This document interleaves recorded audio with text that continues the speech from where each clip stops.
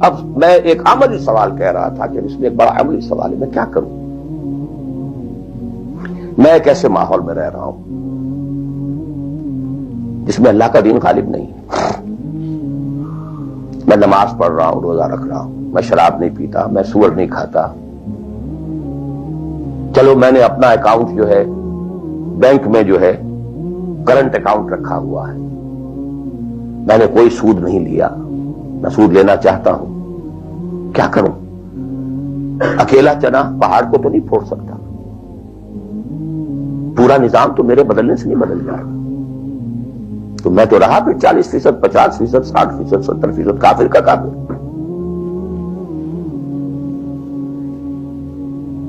تو واسطے way out, واسطے مخرج۔ بڑی پیاری حدیث ہے وہ جس میں یہ الفاظ آتے ہیں، حضور نے فرمایا انہا ستکون فتنۃ، ایک وقت آئے گا تو بڑا فتنہ ہوگا۔ حضرت علی فرماتے میں نے فوراً عرض کیا مل مخرج منہا یا رسول اللہ، اے اللہ کے رسول یہ بتائیے اس سے نکلنے کا راستہ کون سا ہوگا؟ یہ نہیں پوچھا کیا فتنہ ہوگا، کیوں ہوگا، کب ہوگا، کیسے ہوگا، کدھر سے آئے گا، کچھ نہیں، نکلنے کا راستہ بتائیے۔ بلکہ ایک اور روایت اس حدیث کی اس سے بھی زیادہ پیاری ہے کہ اصل میں حضرت جبرائیل نے کہا حضور سے یا محمد امتک بعدک، اے محمد صلی اللہ علیہ وسلم کبھی سوچا ہے تمہارے بعد تمہاری امت کا کیا بنے گا؟ تو حضور پلٹ کر سوال کرتے ہیں مل مخرج منہا یا جبرائیل، تو بہت بڑا پرابلم تم نے اے جبرائیل میرے سامنے رکھا ہے، تو اب آپ ہی بتائیں اس سے نکلنے کا راستہ کیا؟ قال کتاب اللہ، وہ پوری حدیث پھر وہی ہے، کتاب اللہ فیہ خبر ما قبلکم ونبأ ما بعدکم وحکم ما بینکم وہو ذکر الحکیم وہو صراط المستقیم وہو حبل اللہ المتین۔ اس کا مخرج کیا ہے؟ یہ ہے اصل میں میرے اور اگر تو یہ بات سمجھ میں آ گئی، اس کے لیے تصور سمجھ لیجئے ہمارے دین میں کفارے کا ایک تصور ہے۔ آپ نے روزہ توڑ دیا وہ تو ٹوٹ گیا، کیا کروں؟ جڑ تو نہیں سکتا، کب اشکوں سے جڑ سکتا ہے؟ جو ٹوٹ گیا سو ٹوٹ گیا۔ موتی ہو کہ شیشہ جام کے مل، جو ٹوٹ گیا سو ٹوٹ گیا۔ تم ناحق ٹکڑے چن چن کر دامن میں چھپائے بیٹھے ہو، شیشوں کا مسیحا کوئی نہیں، کیا آس لگائے بیٹھے، وہ تو ٹوٹ گیا، لیکن اس کا کفارہ دے دیا گیا۔ کفارہ ہے، قسم کھائی تھی، یہ نہیں ہے کہ اب توڑ نہیں سکتے، غلط کھا بیٹھے، توڑو کفارہ۔ آج میں اس لفظ کفارہ کے حوالے سے آپ کے سامنے وہ بات رکھ رہا ہوں۔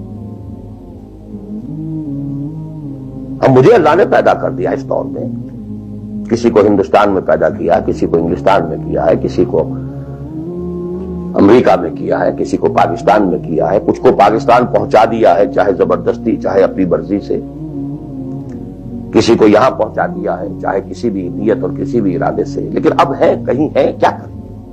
کوئی کفارہ ہونا چاہیے، کوئی مخرج ہونا چاہیے، بس یہی کفارہ ہے۔ پھر نوٹ کر لیجئے اس ماحول سے سوائے سبسسٹنس لیول کے اور کچھ حاصل مت کرو،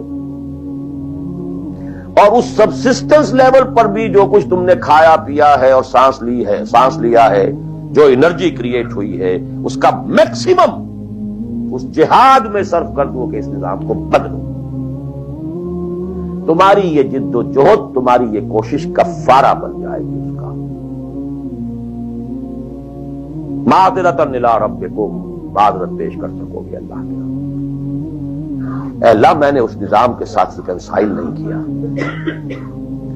اے اللہ میں نے اپنی توانائیوں اور اپنی محنتوں سے نہ اپنے لیے کوئی جاگیر بنائی نہ اپنے لیے جائیداد بنائی، اے اللہ میں کوئی دولت چھوڑ کر نہیں مرا، اے اللہ میں نے اپنے بچوں کو بھی اسی کام کے لیے لگا دیا تھا، میں نے ان کی دنیا سے بڑھ کر ان کی عاقبت کی فکر کی ہے، نہیں کر سکا، آگے کچھ نہیں ہو سکا تو میں بے بس ہوں۔ حضرت نوح بھی تو بے بس تھے، کیا کر گئے؟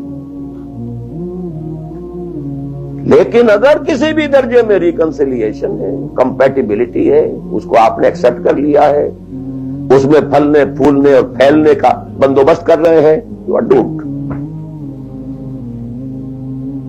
Everything will be multiplied by a big zero and will become a zero. یہ ہے جو میں سمجھا.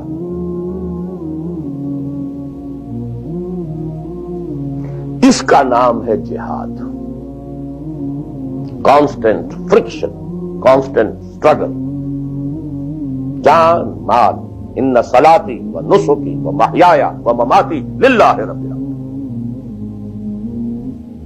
میری زندگی کا مقصد تیرے دین کی سرفرازی. میں اسی لیے مسلمان، میں اسی لیے نمازی.